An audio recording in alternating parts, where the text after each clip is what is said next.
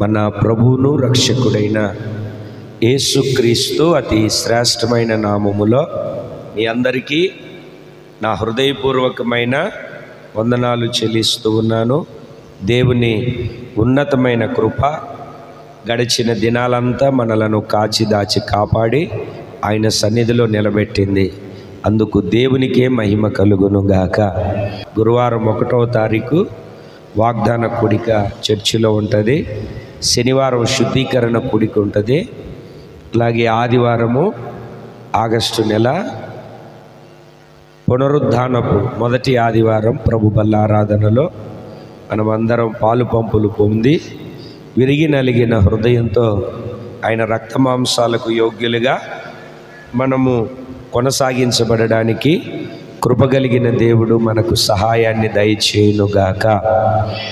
ఈరోజు మన ధ్యానము నిమిత్తమై పరిశుద్ధ బైబిల్ గ్రంథంలో నుండి అపోస్తలుడైనటువంటి పౌలు గారు ఫిలిప్పీలకు రాసిన పత్రిక 4వ అధ్యాయము 5వ వాక్యాన్ని మనం చదివితే, మీ సహనమును సకల జనులకు తెలియబడనీయుడి, ప్రభువు సమీపముగా ఉన్నాడు. ప్రభు ఎలా ఉన్నాడండి? సమీపముగా ఉన్నాడు. ఏ జనమునకు ఏ దేవుడు సమీపముగా లేనట్టుగా మన పితరులు ఇశ్రాయేలీయులను మనము గమనిస్తే పగలు మేఘస్తంభములోను రాత్రి అగ్నిస్తంభములోను అవసరాన్ని బట్టి ముందు నడిచి అవసరాన్ని బట్టి వెనక తట్టు కావలి ఉండి అవసరాన్ని బట్టి ఆయన మహిమ చుట్టూ ఆవరించి, అంటే తన ప్రజలను ప్రభు నడిపించేటప్పుడు సమీపముగా ఉన్నాడు. అందుకే ఎక్కడో కొండల మీద గుట్టల మీద నేనుంటాను, భక్తులారా నా దగ్గరికి రండి అని అనకుండా, నేను మీ మధ్యలో నివసించున్నట్లు, నేను మీతో ఉండునట్లు, నేను మీతో నివాసము చేయునట్లు, మీ మధ్య నేను నివసించేటట్లుగా నాకు ఒక పరిశుద్ధ స్థలమును నిర్మించండి అని చెప్పి ఒక పరిశుద్ధ స్థలాన్ని నిర్మించుకొని ఆ పరిశుద్ధ స్థలమును ఆయన ఆలయముగా మార్చుకొని మనలను ఆయన సహవాసం, మనకు ఆయనతో మనకు సత్సంబంధమైనటువంటి సహవాసం కలిగి సమీపముగా నిలిచి ఉన్నటువంటి దేవుడు.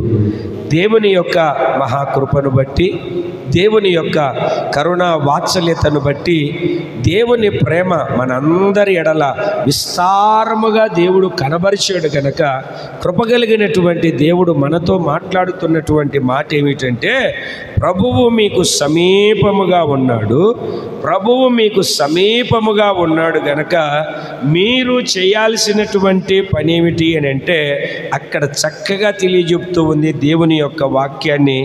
దేవుని బిడ్డలారా, ఈరోజు మన ధ్యానం ప్రభువు సమీపముగా ఉన్నాడు అంటే ఆయన రాకడ కూడా సమీపముగా ఉంది.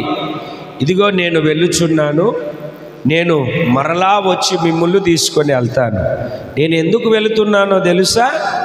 నేనుండు స్థలములో మీరును ఉండులాగున మీ కొరకు స్థలమును సిద్ధపరచడానికి వెళ్తున్నాను. నేను వెళ్ళి అక్కడ మీకు స్థలమును సిద్ధపరచి, ఎందుకంటే నా తండ్రి ఇంట అనేక నివాసాలు కలవు. నేను ఎక్కడ ఉంటానో మీరు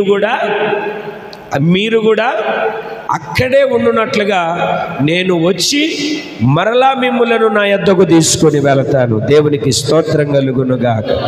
నేనుండు స్థలములో మీరు కూడా ఉండేటట్లుగా నేను వచ్చి మిమ్మల్ని తీసుకొని వెళ్తాను.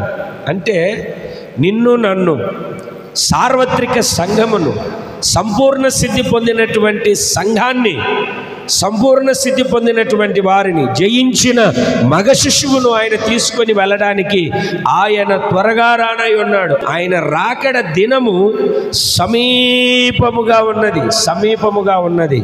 కనుక మీరు చేయవలసినటువంటి కొన్ని పనులు ఆయన సమీపముగా ఉన్నాడు గనక మీరు చేయాల్సినటువంటి పనులు కొన్ని ఉన్నాయి.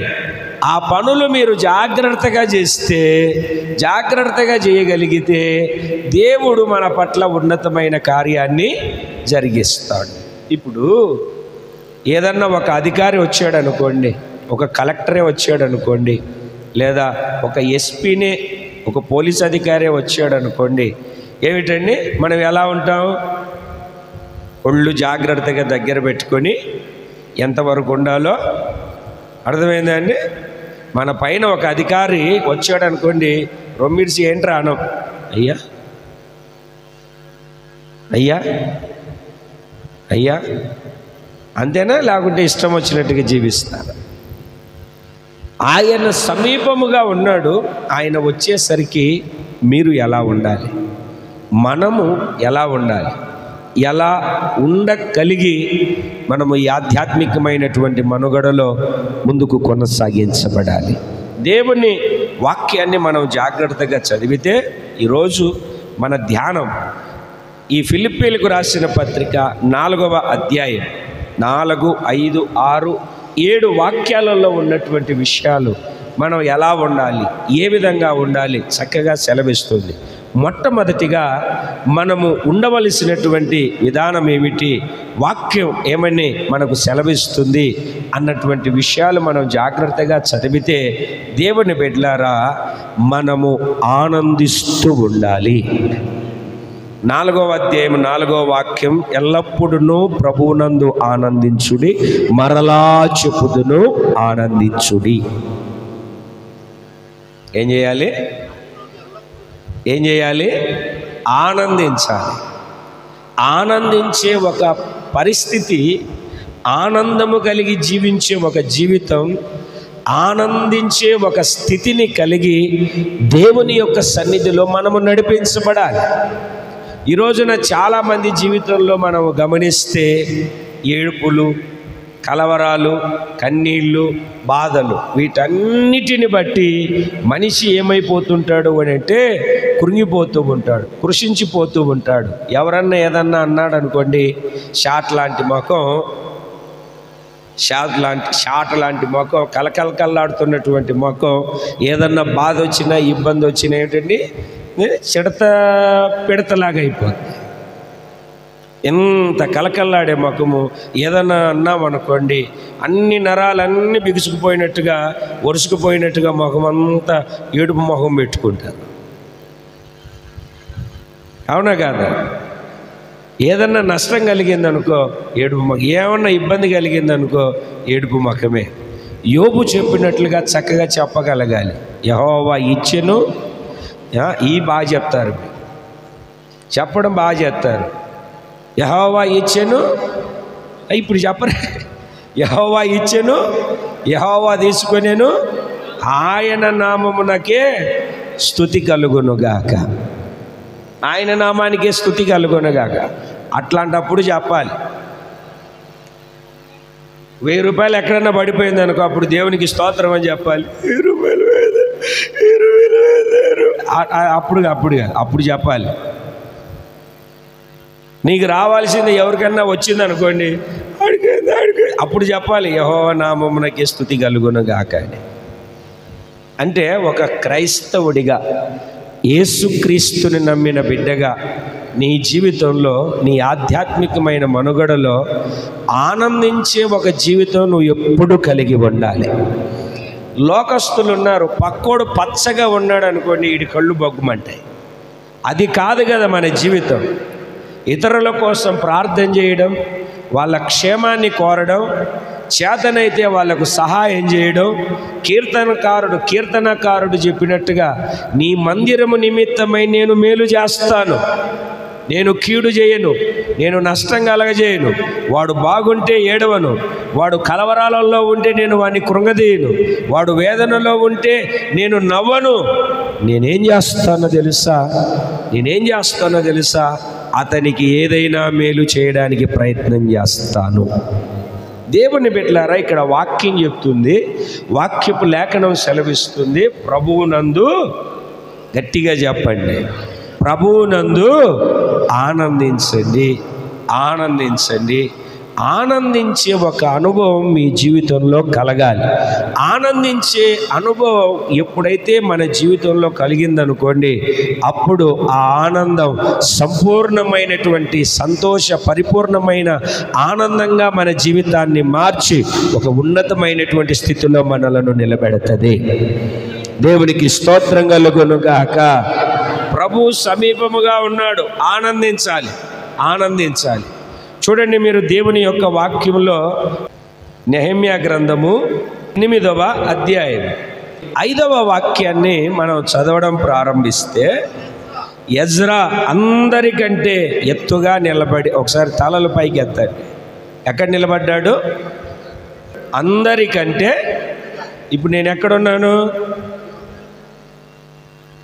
మీకు అర్థమవుతున్నట్లేదు. నేను ఎక్కడున్నాను?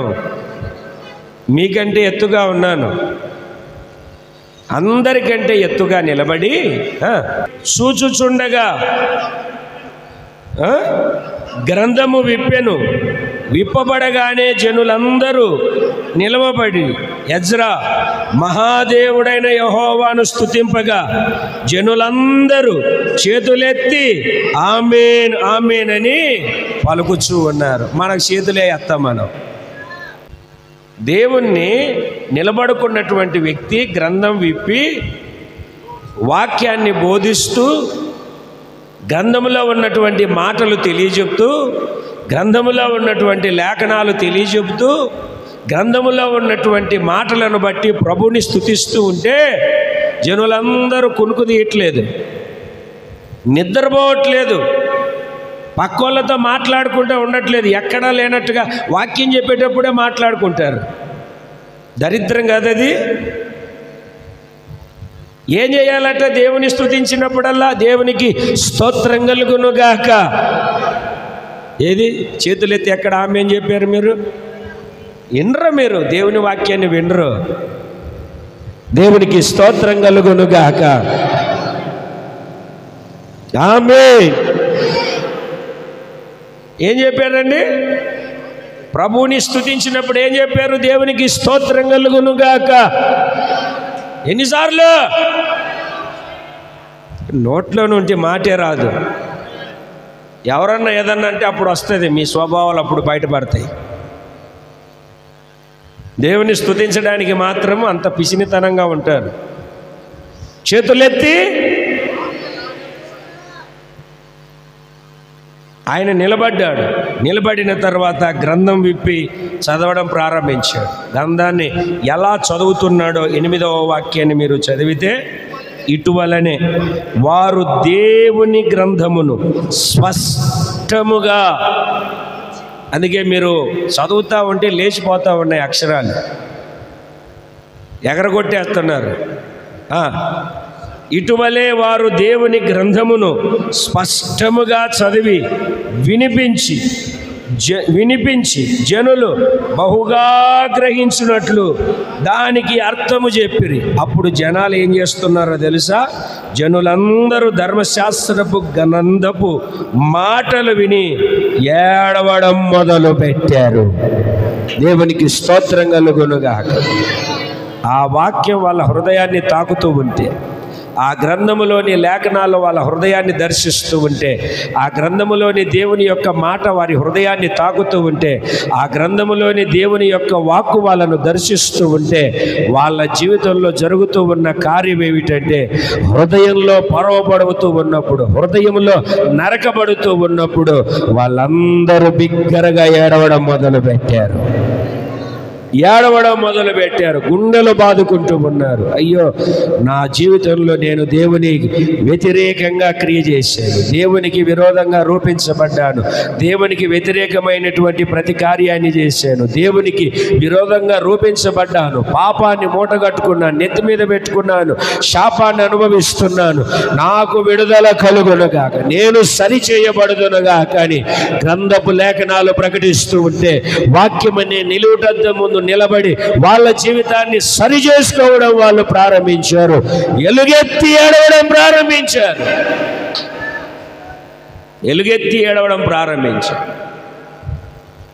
దైవజనులు వెళ్ళి ఆ నదీ తీరమున జనములు అక్కడ కూడి ఉన్నప్పుడు లేఖనాలు వాళ్లకు బోధిస్తూ ఉంటే, క్రీస్తు సువార్తను వాళ్లకు ప్రకటిస్తూ ఉంటే అక్కడ జరిగినటువంటి ఉన్నతమైన కార్యం ఏమిటంటే, అక్కడికి వచ్చినటువంటి స్త్రీలు, ఆ నది దగ్గరికి వచ్చినటువంటి స్త్రీలు ఏమిటండి, అందరూ అక్కడ ఉండగా పౌలు శీలలు దేవుని యొక్క సువార్త ప్రకటిస్తూ ఉన్నప్పుడు లూదియా అన్నటువంటి ఆమె వీళ్ళ మాటల యందు లక్ష్యం ఉంచింది, వీళ్ళ మాటల మీద శ్రద్ధ పెట్టింది.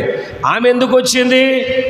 అక్కడ జనాలంతా ఉన్నారు, అక్కడికి వెళితే నేను ఊదా రంగు పౌడరు, బట్టలకు పెట్టుకునే రంగు, ఆ ఊదా రంగు పౌడర్ అమ్ముకుంటూ ఉన్నాను, వ్యాపారం బాగా జరుగుతుంది కదా అని అక్కడికి వచ్చింది. దేవుని బిడ్డలారా, వాక్యాన్ని మనం జాగ్రత్తగా గమనిస్తే ఊదా రంగు పౌడర్ అమ్ముకోవడానికి వచ్చినటువంటి ఆమె పౌలు గారు ప్రకటిస్తున్న మాటల మీద గురిపెట్టింది. ఇప్పుడు ఆమె చేయాల్సిన పని ఏమిటి? వ్యాపారం చూసుకోవాలి. రామా రా రంగు పౌడర్ ఇంత, రంగు పౌడర్ ఇంత, కేజీ రూపాయి, కేజీ రూపాయి, కేజీ 60 రూపాయలు, కేజీ 50 రూపాయలు, రా పావు కేజీ, పావు కేజీ 10, పావు కేజీ 10, వ్యాపారం చేసుకోవాలి. ఈ రోజున చాలామంది ప్రభువు దినమని ఎరగక ప్రభువు దినాన్ని నిర్లక్ష్యం చేస్తూ వ్యాపారాలు చేసుకుంటూ ఉన్నారు. జీవన వ్యాపారం, లాభము కొరకు వ్యాపారం. ప్రభువా వ్యాపారమా అంటే ఆ రోజు మాకు బరబ్బా కావాలని ఆ రోజు యూదులు కోరుకున్నట్టుగా ఈ రోజులో అనేక మంది ప్రభువు దినము కంటే, ప్రభువు కంటే లోకాన్ని ఎక్కువగా కోరుకుంటూ ఉన్నారు. దేవుని మాటను వాళ్ళకిస్తూ ఉన్నటువంటి దేవుని బిడ్డలారా, గ్రంథము చదవబడుతున్నప్పుడు, లేఖనము దర్శిస్తూ ఉన్నప్పుడు, వాక్యము నీ ఎదుటికి వస్తూ ఉన్నప్పుడు, వాక్యపు ప్రత్యక్షత నీకు కనబడుతూ ఉన్నప్పుడు, నువ్వు చూస్తూ ఉన్నప్పుడు గుండెలను బాదుకుని ఏడవగలిగే దేవునికి స్తోత్రం కలుగును గాక. తెసలోనికైలకు రాసిన మొదటి పత్రిక 1వ అధ్యాయము 6వ వాక్యాన్ని మనం చదివినప్పుడు, పరిశుద్ధాత్మ వలన కలుగు ఆనందముతో గొప్ప ఉపద్రవమునందు మీరు వాక్యమును అంగీకరించి మమ్మును ప్రభువును పోలి నడుచుకొనిన వారైతిరి. గొప్ప ఉపద్రవములో, ఉపద్రవం అంటే శ్రమలు, గొప్ప ఉపద్రవమునందు, గొప్ప శ్రమలలో, గొప్ప ఉపద్రవములలో వీళ్ళు ఏం చేశారు అని అంటే దేవుని యొక్క వాక్యాన్ని అంగీకరించారు. ఆ వాక్యాన్ని అంగీకరించడానికి గల కారణం ఏమిటంటే పరిశుద్ధాత్మ వలన వాళ్లకు ఆనందం కలిగింది. పరిశుద్ధాత్మ ద్వారా వాళ్ళు ఆనందముతో ఎంత శ్రమలు వచ్చినా, ఎంత నష్టం వచ్చినా, ఎంత కలవరం వచ్చినా, ఎన్ని ఆటంకాలు వచ్చినా, కారణం ఏమిటంటే వాళ్ళను నడిపించేది స్వనీతి కాదు, వాళ్ళను నడిపించేది వాళ్ళ ఆలోచన కాదు, వాళ్ళను నడిపించేది పరిశుద్ధాత్ముడు. పరిశుద్ధాత్ముడు వాళ్ళను నడిపిస్తూ ఉన్నటువంటి ఆ క్రమములో వాళ్ళు ఏం చేస్తున్నారు అని అంటే వాక్యానికి ప్రాధాన్యత ఇస్తున్నారు. వాక్యానికి ప్రాధాన్యత ఇస్తూ ఆ గ్రంథములో ఉన్న లేఖనాలు ఎజ్రా ఎత్తైన స్థలములో నిలబడి వాళ్ళకు ప్రకటించినప్పుడు, ప్రభువును స్తుతిస్తూ ఉన్నప్పుడు చేతులెత్తి ఆమేన్ ఆమేన్ అని చెప్పడం మాత్రమే కాక వాళ్ళను సరిచేసే వాక్యం వాళ్ళ హృదయాన్ని తాకుతూ ఉన్నప్పుడు బిగ్గరగా ఎలుగెత్తి ఏడవడం ప్రారంభించారు. ఎలుగెత్తి ఏడవడం ప్రారంభించారు. వాక్యము వాళ్ళ హృదయాన్ని తాకినప్పుడు, వాక్యము వాళ్ళ హృదయాన్ని దర్శించినప్పుడు వాళ్ళు చేస్తూ ఉన్నటువంటి అద్భుతమైనటువంటి పని ఏమిటి అని అంటే గొప్ప ఉపద్రవములో కూడా వాక్యాన్ని అంగీకరిస్తున్నారు. వాక్యాన్ని అంగీకరించి మొదట ప్రభువును బట్టి, తర్వాత దైవ సేవకుడిని బట్టి వాళ్ళు మాదిరిగా నడుచుకుంటూ ఉన్నారు. చదవండి, ఆ మాటను చదవండి. 6వ వాక్యం చివరి లైను, మమ్మును ప్రభువును పోలి నడుచుకుంటూ ఉన్నారు. ఎవరిని పోలి నడుచుకుంటున్నారు? ఎవరిని పోలి నడుచుకుంటున్నారు? ఎవరిని బట్టి నడిపించబడుతున్నారు? ప్రభువును. మమ్మును అంటే ఎవరు? అర్థమవుతున్నట్లేదు మీకు. మమ్మునంటే ఎవరు? సేవకుడిని బట్టి. ఏ సేవకుడు? వడ్డీ వ్యాపారం చేసుకునే సేవకుడు కాదు. పెళ్లి సంబంధాలకు మీడియేటర్గా ఉండి ప్రవర్తించే సేవకుడు కాదు. వ్యాపారాలు చేసుకునే సేవకుడు కాదు. బట్టల వ్యాపారం ఏమిటండి? భూములు అమ్ముతారు చూడండి, ఏ వ్యాపారం అది? ఆ వ్యాపారాలు చేసుకునే వాళ్ళని కాదు, కిరాణా కొట్టు వ్యాపారం చేసుకునే వాళ్ళను అనుసరించి కాదు. వడ్డీ వ్యాపారస్తుని అనుసరిస్తే నువ్వు కూడా వడ్డీ వ్యాపారం చేస్తావు. ఏనే రియల్ ఎస్టేట్ వ్యాపారం చేసే సేవకుని అనుసరిస్తే నువ్వు అదే చేయాలి. నువ్వు ఎవరిని అనుసరించాలి? ఎవరి అడుగుజాడలను బట్టి నువ్వు నడవాలి. మొదట ప్రభువు తర్వాతనే ఎవరైనా. ఆ సేవకుడు, నన్ను ఏమనుకోవద్దు, ఆ సేవకుడు ప్రభువుని అనుసరించి నడిచేవాడైతే నేను నడవండి. అది నేనైనా 66 సార్లు ఆలోచన చేయండి. ఎందుకంటే ఇది పరసంబంధానికి పెనవేయబడినటువంటి ఆత్మీయ యాత్ర కనుక జాగ్రత్తగా అడుగులు వేయాలి. దేవునికి స్తోత్రం కలుగునుగాక. ఎప్పుడో గత దినాల్లో చెప్పేవాడిని, ఒక సేవకుని కాటా వేయాలి, కొలత పెట్టాలి, తూకం దోచాలి. ఇవన్నీ చేస్తే కానీ నీ ఆధ్యాత్మికమైనటువంటి భక్తి సరైన మార్గంలో నడిపించబడదు. వాక్యానికి సరితూగగలగాలి. దేవుని యొక్క ఉన్నతమైనటువంటి వాక్కును ఆలకిస్తూ ఉన్నటువంటి దేవుని బిడ్డలారా, ఈ రోజున మహిమ కలిగినటువంటి దేవుని రాకడ సమీపముగా ఉన్నటువంటి దినాలలో ఆయన సమీపముగా ఉన్నాడు. ఆయన సమీపముగా ఉన్నటువంటి ఈ దినాలలో నీకు ఉండవలసిన లక్షణం ఏమిటంటే ఆనందించాలి.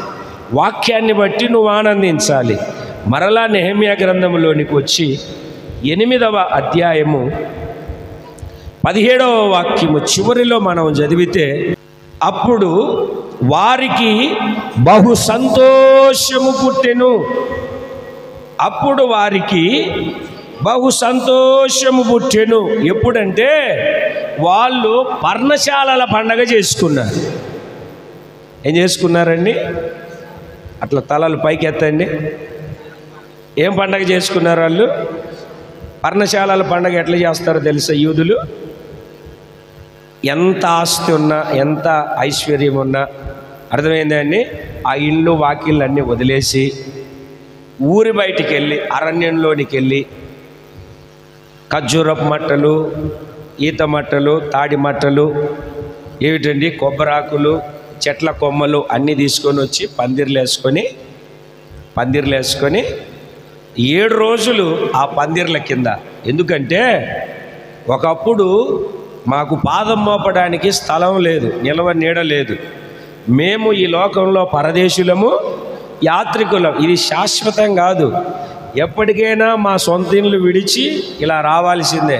స్వల్పమైన మా జీవితం ఇది అని తెలియజెప్పడానికి వాళ్ళు పర్ణశాల పండుగ చేస్తారు. ఆ పర్ణశాల పండుగను బట్టి యాత్రికులము, పరదేశులము అన్నటువంటి సందేశం వాళ్ళకు తెలియజేయబడినట్లుగా వాళ్ళు ఏం చేస్తున్నారు అని అంటే ప్రభువునందు ఆనందిస్తూ ఉన్నారు, బహుగా సంతోషించారు. ఇంకా ఇక్కడ వాక్యాన్ని మనం జాగ్రత్తగా చదివితే 8వ అధ్యాయం 10వ వాక్యాన్ని చదవండి. ఇట్లా నేను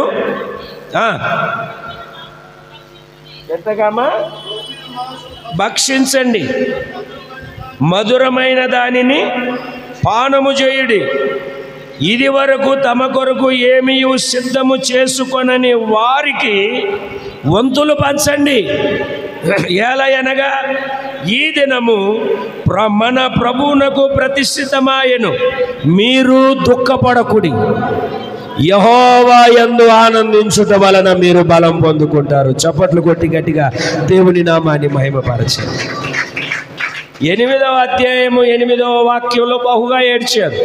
ఎందుకు ఏడ్చారు అని అంటే లేఖనం వాళ్ళను తాకుతూ ఉన్నప్పుడు, వాక్యం వాళ్ళను పొడుస్తూ ఉన్నప్పుడు, వాక్యం వాళ్ళను దర్శిస్తూ ఉన్నప్పుడు పశ్చాత్తాపముతో గుండెలు బాదుకొని ఏడ్చారు. మరలా చెప్తున్నాడు, మీరు ఏడవద్దు, క్రొవ్వినది మీకోసం వధించబడింది, దాన్ని భక్షించండి, మధురమైన దానిని మీరు పానం చేయండి. రేపు వచ్చే ఆదివారం మనం చేసేది అదే. ఆయన రక్త మాంసాలలో మనం పాలిభాగస్థులం అయిపోతూ ఉన్నాం. మీరు ఇక దుఃఖపడద్దు, ప్రభువునందు ఆనందించండి. ఆనందిస్తే మీరు బలమును పొందుకుంటారు. ఏం పొందుకుంటారండి? కొంచెం గట్టిగా చెప్పండి. ఏం చేయాలండి? మనము ఆనందించాలి. ప్రభువు దినము సమీపముగా ఉంది. ఆయన దగ్గర ఉండడానికి నిన్నొచ్చి తీసుకొని వెళ్తాడు. ఆయన నిన్నొచ్చి తీసుకొని వెళ్ళేసరికి నువ్వేమై ఉండాలి? ఆనందించాలి. ఆనందించాలి.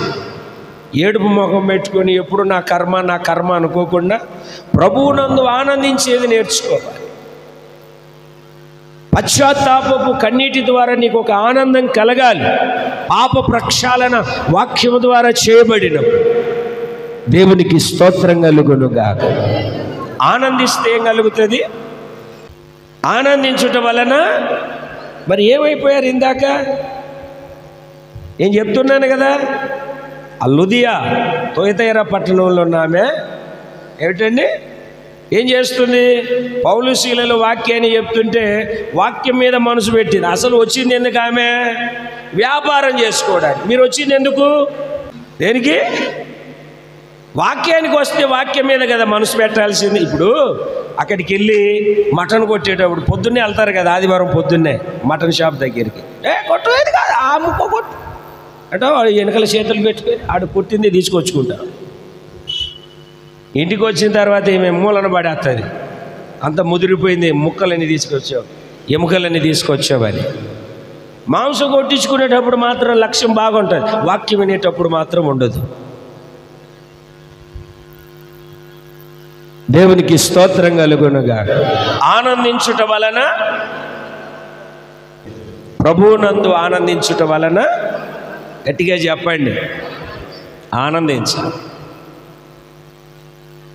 దైవజనులు ఏసన్న గారు బలిపీఠం అనే మాసపత్రికలో ఒక చిన్న సంఘటన రాశారు, ఆనందించడము అన్నటువంటి విషయాన్ని గురించి చెప్తూ. ఒక అత్త కోడల్ని పుట్టింటి దగ్గర నుండి తీసుకొచ్చింది. బిడ్డ పుట్టాడు. ఆ బిడ్డను 6 నెలలప్పుడు తీసుకొస్తారు కదండి, ఇంటికి తీసుకొచ్చింది. విచిత్రం ఏమిటంటే అత్తకు కోడలకు పడదు.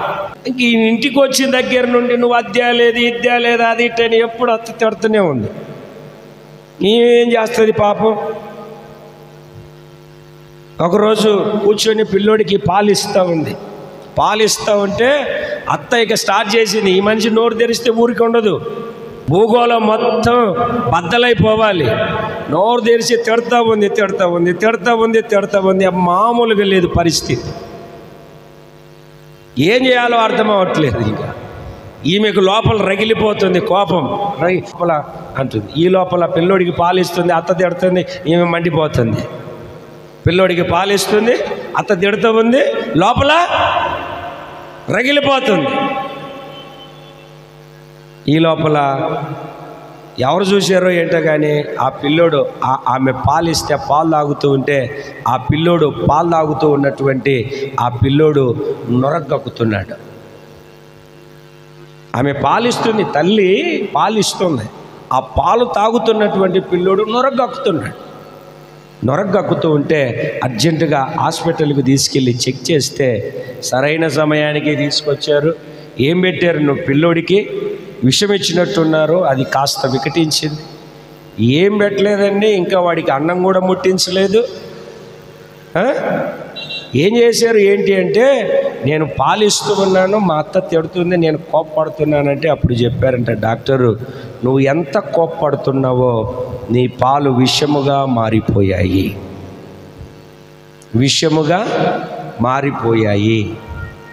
దేవుని వాక్యాన్ని ఆలకిస్తున్న దేవుని బిడ్డలారా, లోపల ఎప్పుడు బాధ, వేదన, కలవరం, వీటి విషయాలలో మీరు బాధపడుతూ ఉన్నారనుకోండి, ఆనందించలేదనుకోండి, నాకే జరిగింది, ఎవరికి జరగలేదు, ఆడు బాగున్నాడు, నేనే పోయాను. ఎంత బాగున్నా కూడా, వెనకోడు బాగున్నాడు, ముందరోడు బాగున్నాడు, నేనే పోయాను.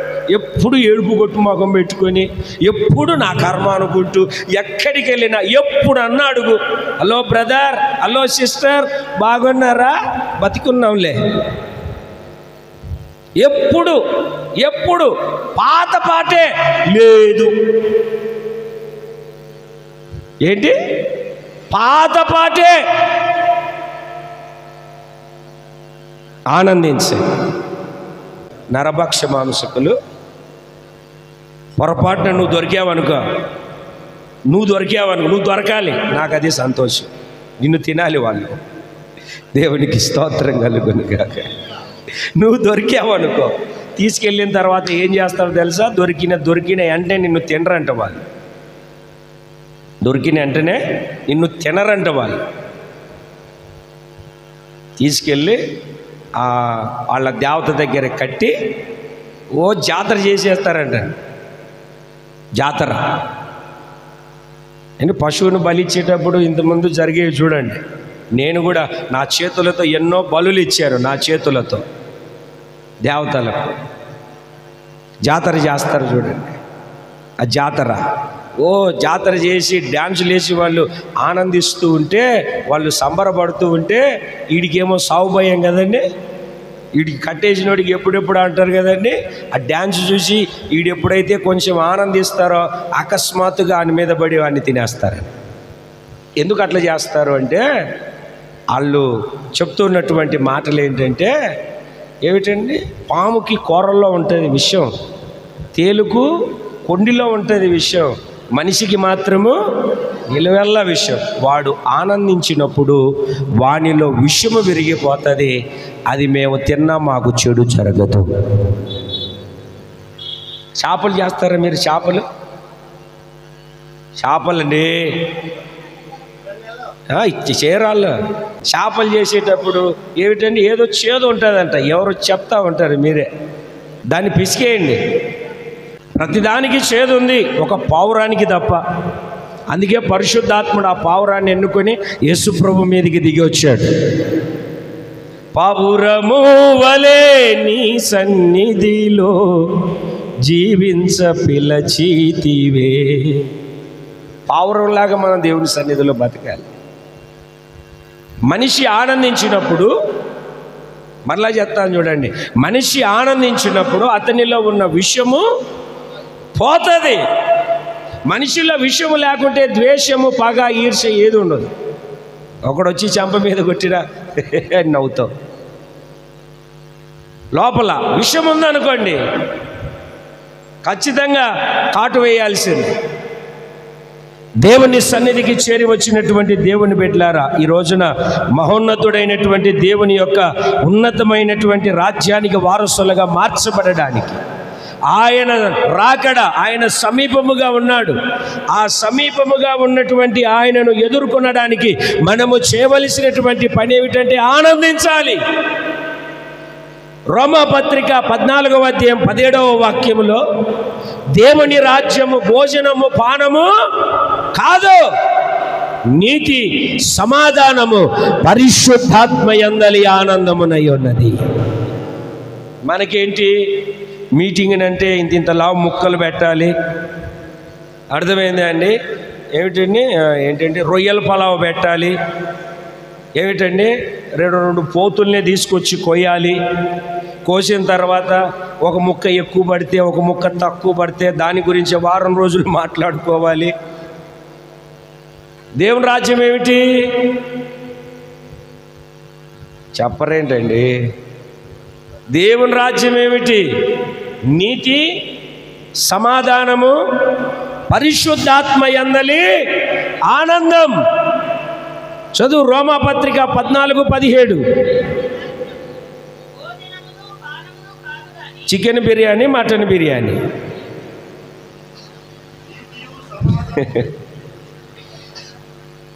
నీతి సమాధానము పరిశుద్ధాత్మయందలి ఆనందం. దేవుని రాజ్యం అంటే ఆనందం.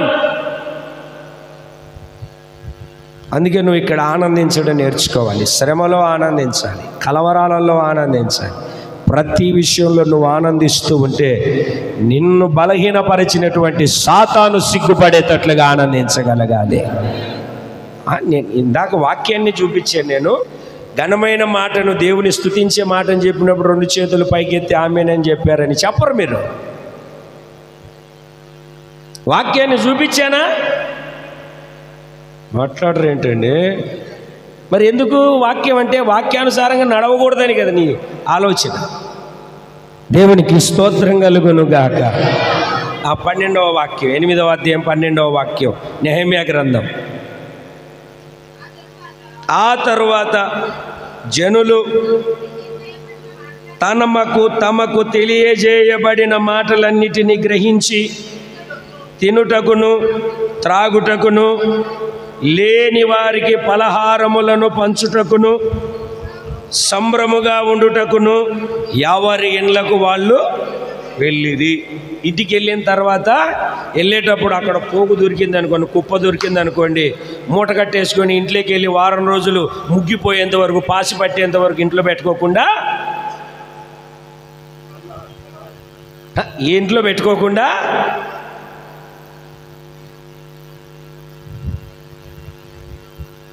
దేవునికి స్తోత్రం కలుగునుగా. చెప్పాలి కొంచెం గట్టిగా. ఏం చేశారండి? పంచారు. వాళ్ళు పంచారు. మనమేమో పంచుకొని వెళ్ళిపోతాం. ఎప్పుడు మనదంతా ఇదే. ఏది? ఇది ఉండదు. బైబిల్లో జలగొంది. ఎవరు? జలగొంది. 2 పిల్లలు ఉన్నారు, కుమార్తెలు. 2 పేరేంటో తెలుసా? ఇమ్ము, ఇమ్ము. ఏం పేరు 2 పేరు? చెప్పరేంటండి? మేము 3 అన్నదమ్ములం కదా, మా 3 పేర్లు ఒకటే. కాకపోతే పెద్దోడు, రెండోవాడు, మూడోవాడు. దేవునికి స్తోత్రం కలుగునుగా. కొంతమందికి వరుసగా అదే పేర్లు. అట్లాగనే ఈ జలకు కూడా ఆ 2 పిల్లలకు ఒకే పేరు. ఏం పేరు? ఇమ్ము, ఇమ్ము. మందంతా ఏంటి? మన మినిస్ట్రీ ఏంటి? మాట్లాడేంటండి?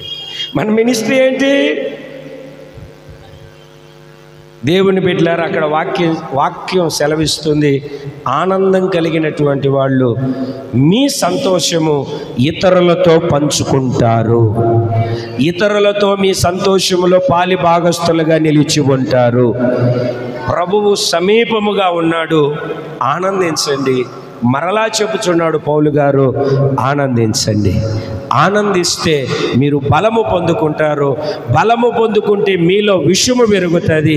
మీలో విషము పెరిగితే సంపూర్ణ స్థితి పొంది ఒక పరిశుద్ధులుగా మార్చబడి ప్రభు రాకడలో ఎత్తబడతారు. దేవునికి స్తోత్రం కలుగునుగాక. చెప్పాలి గట్టిగా హల్లెలూయా. శాపలో చేదుగట్టు తీసేయడం కాదు. చెప్పండి, ఎక్కడ తీయాలా? శాపలో కాదు. అవును, ఎక్కడ తీయాలా? చేదుగట్టి ఎక్కడ తీయాలా? నా లోపల నేను అది తీసేసుకుంటే ఏమన్నయ్యా?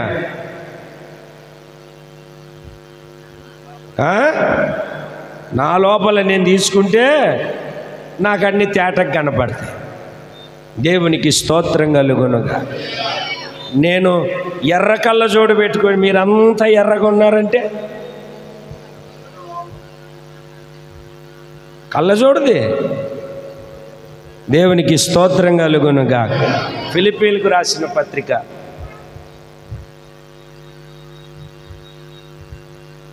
వీళ్ళు ఏం చేశారు? తీసుకెళ్ళి పలహారము మాట్లాడరు ఏంటండి? పంచారా? సామరయ స్త్రీ కూడా అంతే. నేను చేసినవన్నీ నాతో చెప్పిన వాడని ఊరినే తీసుకొచ్చి మనం ఒకరిని కూడా మందిరానికి తీసుకొని రాలేకపోతున్నాం. మనం రావడానికే ఇబ్బందిగా ఉంది. ఏం చెప్తామండి పాస్టర్ గారు? ఇది ప్రభు దినమని ప్రభువుకి సంపూర్ణంగా అర్పించుకుందాము అన్నటువంటి ఆలోచన లేకపోతే ఎట్లాగా? ఫిలిప్పీలకు రాసిన పత్రిక 4వ అధ్యాయము అదే కదండి, 5వ వాక్యాన్ని చదవండి. మీ సహనమును సకల జనులకు తెలియబడనీయుడి. ఈరోజు మన ధ్యానం ఏమిటంటే ప్రభువు సమీపముగా ఉన్నాడు. ప్రభువు సమీపముగా ఉన్నాడు గనక మనం ఏం చేయాలంటే మొట్టమొదటిసారిగా 4:4లో ప్రభువునందు ఆనందించాలి. కష్టములో ఆనందించాలి, రోగములో ఆనందించాలి, వ్యాధిలో వ్యధలో ప్రతి విషయంలో మనం ఏం చేయాలి చెప్పండి, కొంచెము గట్టిగా ఆనందించాలి. రెండవది మీ సహనమును సకల జనుల ఎదుట, సార్ తలలు పైకి ఎత్తండి, మీ సహనము సకల జనులకు. ఆ మధ్య ఒక ఆయన అంటున్నాడు, ఒక ఆయన కాదులేండి పాస్టర్ గారే, ఏమంటున్నాడో తెలుసా? బైబిల్ పట్టుకున్నాను కానీ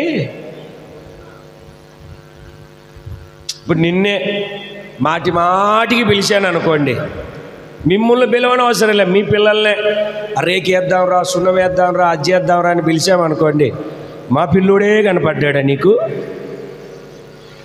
ఓ పాస్టరయ్య, నా కొడుకే కనపడ్డాడా నీకు? మిమ్మల్ని ఎప్పుడు మాటికి పలాంది చేద్దాంరా అని పిలిచాను అనుకోండి, నేనే కనపడ్డానా నీకు? లేదంటే ముందే ప్రోగ్రామ్, ఇప్పుడు పాస్టర్ గారు ఫోన్ చేస్తాడు 7 గంటలకు, ఏం చెప్పాలి? డేవిడ్ నాకు సరుకు ఉందండి, నేను మా వాడు వెళ్తున్నాం అంటాడు. రమేష్ అని ఏం చెప్తాడు? ఆర్టీఓ ఆఫీస్ దగ్గర అర్జెంట్ పని ఉంది, చాలా రోజులైంది, ఆ పెండింగ్ అంతా ఈరోజే లాస్ట్ డేట్ అని చెప్తాడు. ఈ జాన్ డేవిడ్ అన్నా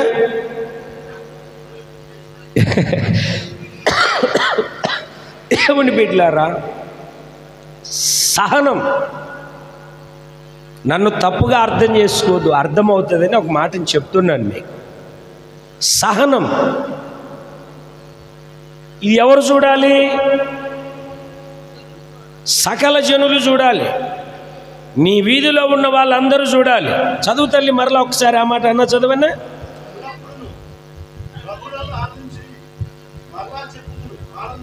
అయిపోయింది అది.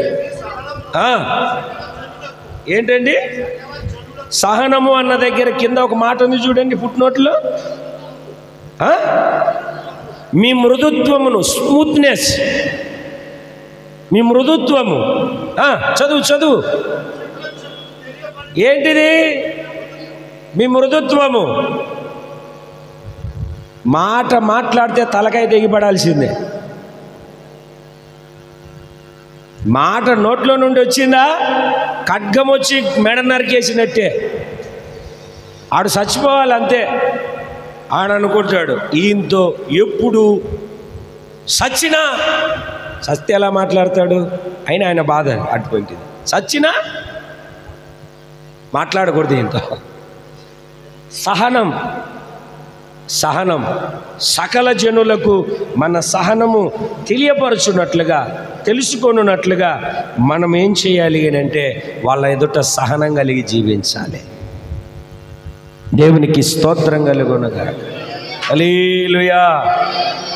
ఇంట్లో మీ ఆవిడ దగ్గర లేదా మీ ఆయన దగ్గర కాస్త సహనాన్ని మీరు కనబరుచుకుంటూ అక్కడి ప్రారంభించబడి పరిచర్యలోనికి వచ్చిన తర్వాత సహోదరుల మధ్యలో ఒక సేవకుడి దగ్గర వాక్యములో ప్రతి విషయంలో సహనం కలిగి స్తోత్రం కలుగునుగాక. హెబ్రీ పత్రిక 3వ అధ్యాయము 17వ వాక్యం. హెబ్రీ పత్రిక 3:17. అమ్మా, ఎవని మీద 40 ఏండ్లు ఆయన కోపగించును? పాపము చేసిన వారి మీదనే కదా. వారి శవములు అరణ్యములో రాలిపోయెను. తన విశ్రాంతిలో ప్రవేశింపనని ఎవరిని గూర్చి ప్రమాణము చేసినో అవిధేయులైన వారిని గూర్చియే కదా. కాగా అవిశ్వాసము చేతనే వారు ప్రవేశింపలేకపోయిరని గ్రహించుచున్నాము. దేవుడు నడిపిస్తూ ఉన్నాడు. పగలు మేఘస్తంభములో, రాత్రి అగ్నిస్తంభములో ఉండి ప్రతి ఉదయమున మన్నా కురిపించబడుతుంది. ఒకసారి తలలు పైకి ఎత్తండి. ఇప్పుడు అన్న ఇంట్లో బియ్యం తీసుకొచ్చి పెట్టి అన్నం వండి పెట్టమంటే అబ్బి నేను వండనంటే ఎట్లా ఉంటుంది? అవునా కాదండి? ఇప్పుడు డబ్బాలో బియ్యం ముంచుకొని వండేసి పొయ్యి మీద పెట్టడానికి ఇబ్బంది ఏంటి? ఇశ్రాయేలు ప్రజలకు పొద్దున్నే మన్నా కురిపించబడుతుంది. విత్తన అవసరం లేదు, కోయిన అవసరం లేదు, ఎరువులేని అవసరం లేదు, మందేని అవసరం లేదు.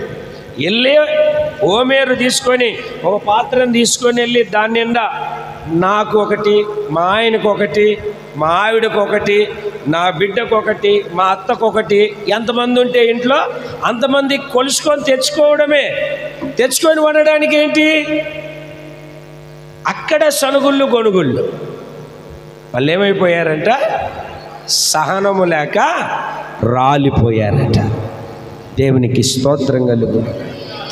యోబును గురించి మాట్లాడేటప్పుడు యాకోబు పత్రికలో ఒక్క మాటను చదవండి. 5వ అధ్యాయం 11వ వాక్యంలో చక్కగా సెలవిస్తుంది.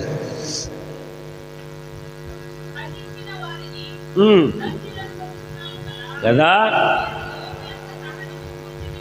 వింటిరి, ఎంతో జాలియు. ఏమండి అనో, ఏమండి భార్య వచ్చి నువ్వు కంపు కొట్టేస్తున్నావు, దేవుణ్ణి దూషించి సామకుపోయావా అంటే, తాగినోడంటే ఊరికి ఉంటాడులే, అదే నువ్వైతే కనీసం అరడజన కాకుండా 2 పండ్లన్నా ఊడేంత వరకు కొడతావా? తెచ్చి పెడతా ఉంటే తిని ఊరుకొండకుండా నన్ను సోమంటావు అని ఏమన్నాడు ఆయన? ఏమన్నాడు యోబు? ఏమంటున్నాడు? మూర్ఖులు మాట్లాడినట్టుగా. చూడండి 2వ అధ్యాయంలో యోబు గ్రంథంలో ఆ మాట రెఫర్ చేసి చదవండి. ఎట్లాగా? మూర్ఖురాలా అట్లా మాట్లాడుతున్నావు ఏంటి అన్నాడా? మూర్ఖులు అట్లాంటి మాటలు మాట్లాడతారు. మూర్ఖురాలు ఎంత సహనం అండి ఆయనకి. నాకు కూడా ఆయనలో కొంచెం ఇస్తే బాగుంటుంది అనిపిస్తుంది అప్పుడప్పుడు. దేవునికి స్తోత్రం కలుగును. ఎంత సహనం అండి. మరలా యాకోబు పత్రికలో జాలి కనికరము కలవాడని మీరు తెలుసుకోండి. ఆయనకి అంత ఉంటే యేసు రక్తము ద్వారా కడగబడి పాప ప్రక్షాళన చేయబడిన మనకు ఎంత సహనం కలిగి ఉండాలి. చేతులు పైకెత్తి సంతోషంగా దేవునికి స్తోత్రం చెబుదాం. హల్లెలూయా, హల్లెలూయా. యోబు సహనం, పరిశుద్ధుల మధ్యలో సహనం, పరిశుద్ధుల సహవాసంలో ఒక సహనం. మనకేమో రావడమే అర్థమవుతుంది అని 180 కొట్టుకుంటుంటే బీపీ ఇంకెక్కడ సహనం వస్తుంది? చూడు గుర్రం అంటుంది. దేవునికి స్తోత్రం చెబుదాం. సకల జనులకు మీ సహనాన్ని చెప్పండి. ఎంతమందికి?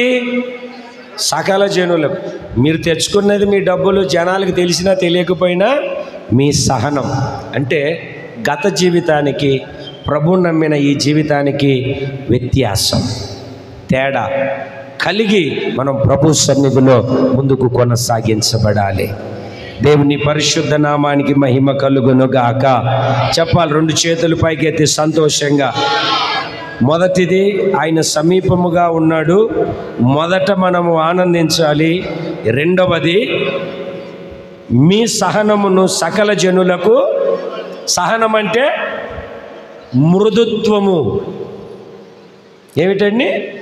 మృదుత్వము, స్మూత్నెస్, మృదుత్వము. రెండవది సహనం కనబడాలి. మూడవది ఫిలిప్పీలకు రాసిన పత్రిక 4వ అధ్యాయము 6వ వాక్యం. దేనిని గూర్చి చింతపడకుడి గాని ప్రతి విషయములోనూ ప్రార్థన విజ్ఞాపనముల చేత కృతజ్ఞతాపూర్వకముగా మీ విన్నపములను దేవునికి తెలియజేయండి.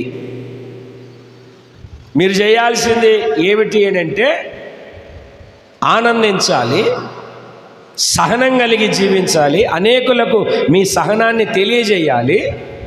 మూడవది, మీకు కలిగిన ప్రతి విషయంలో ప్రార్థన ద్వారా కృతజ్ఞతాపూర్వకంగా మీది ప్రతి అవసరాన్ని దేవునికి తెలియజెప్పాలి. ఎలా తెలియజెప్పాలి? దేవునికి ఎలా తెలియజెప్పాలండి? కృతజ్ఞతాపూర్వకంగా. ఇప్పుడంటే సెల్ ఫోన్లు వచ్చేయాలండి. ఇంతకుముందు మీలో ఎవరికైనా ఉత్తరాలు రాసే అలవాటు ఉందా? రాయడం కానీ రాయించడం కానీ. ఉత్తరాలు రాసేది మీ జనరేషన్కి తగ్గిపోయింది. నేను చిన్నప్పుడు తెగ రాసేసేవాడిని. లెటర్ రాస్తున్నాం కదా, ఆ లెటర్ రాసేటప్పుడు స్టార్టింగ్లోనే, ఏంటే నన్ను పెళ్లి చేసుకున్నావు, హైదరాబాద్కి వెళ్ళిపోయావు పని చేసుకోవడానికి, ఇక్కడ ఒకదాన్ని ఉన్నానా సత్యానా, 2 పిల్లలు పుట్టారు, అసలు నువ్వు మనిషివా పశువా, డబ్బులు పంపించు అని రాసేసామనుకోండి, ఆడు చించేస్తాడు చదవడం. ఉత్తరం రాసేటప్పుడు ఒక పేరా ఉంటుంది ముందు, ప్రియాతి ప్రియమైన శ్రీవారికి నేను ఇక్కడ క్షేమం, నువ్వు కూడా క్షేమంగా ఉండాలని, అనుదినం నిన్ను గురించిన ఆలోచన చేత, నీ జ్ఞాపకాల చేత నేను ఇక్కడ బ్రతుకుతున్నా, నువ్వు ఎప్పుడు వస్తావని కొంచెం గాలి కొట్టాలి. గాలి కొట్టిన తర్వాత పేరాలో ఏం రాయాలంటే, కొంచెం ఇబ్బందిగా ఉంది, పిల్లలకు కొంచెం సరైన అన్నం లేదు, ఏదో నీ దయతో నన్ను జ్ఞాపకం చేసుకొని లెటర్ రాస్తే, ఏమిటండి చించాలనుకున్నాడు 100 రూపాయలు పంపించాలనుకున్నాడు, అమ్మో మా ఆవిడ నా పిల్లలు అని 1000 రూపాయలు పంపిస్తాను. అర్థమైందండి? ఒక ముసలామె నా దగ్గరికి వచ్చేది, ఇంగ్లాండ్ కవర్ తీసుకొని ఉత్తరం రాయమని. ఏం రాయాలనేవాడిని, డేట్లు వేసేవాడిని, ఊరి పేరు రాసేవాడిని, ఆమె చెప్పినట్టు రాసేవాడిని. నాకు ఈ రోగం ఉంది, అసలు నువ్వు మనిషివేనా, ఇదే రాసేవాడిని. 6 నెలలు రాశాను. పాపం ఆమెకు 100 రూపాయలు కూడా రాలేదు. ఆ రోజు సమ్మర్ సెలవులు నేను ఊరికి వెళ్ళాను. ఒక మాస్టర్ గారితో ఉత్తరం రాయించింది ఆమె. మాస్టర్ గారితో ఉత్తరం రాయించింది. ఆమె ఉత్తరం వెళ్ళిందో లేదో వారం రోజులకి ఆ 200 రూపాయలు మనీ ఆర్డర్ వచ్చింది ఆమె. నేను 6 నెలల్లో ఒక 20 ఉత్తరాలు రాసి ఉంటాను, ఒకటి రాలేదు. నేనేంటంటే నాకు ఉత్తరం ఎలా రాయాలో, మీకు కూడా ప్రార్థన ఎలా చేయాలో ఎలాడవేళ మాకు ప్రభు అసలు ఏమనుకున్నావు నువ్వు నన్ను, అసలు నేనేంటి, నా బాధ నాకు తెలియదా, భోజనం చేసేటప్పుడు గరిటె పెట్టి తిప్పాను కదా, అది కూడా గుర్తులేదా నీకు? కృతజ్ఞతాపూర్వకంగా మనమేమో మోకాళ్ళ మీదకి రావడమే, ఏడిచేసి చీమిడి చీదేసి ఆ దుప్పటికి పూసేసి ఆ టవాలకి లేకపోతే ఆ సొక్కాకి ఇట్లా అనేసి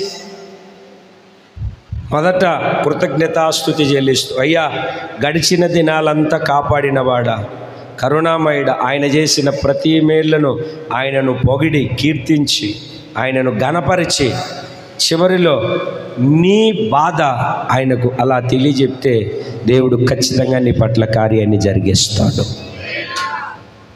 ఇప్పుడు మీ ఊర్లో ప్రెసిడెంట్ ఉన్నాడు అనుకోండి, ప్రెసిడెంట్ ఏదైనా పని చేయాలి, నీకు వెళ్ళి ఎరా ఓట్లు వేసినప్పుడు లేదా వంగి వచ్చి అడిగేవే, బుద్ధి ఉందా లేదా నీకు? మా ఊర్లో రోడ్ లేదు, ఇంట్లో స్తంభానికి కరెంట్ లేదు, వీధి లైట్ లేదు, బుద్ధి ఉందా లేదా పనికిమాలోడా అని అడుగుతావా? దేవుడు మీకు మంచి పదవి ఇచ్చాడండి, మీరు చేసే పనులు అక్కడక్కడ వినబడుతున్నాయి, అది చేసినా చేయకపోయినా మీరు మామూలు కాదండి.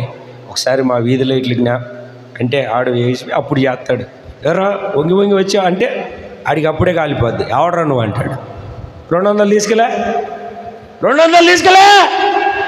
అంటాడు.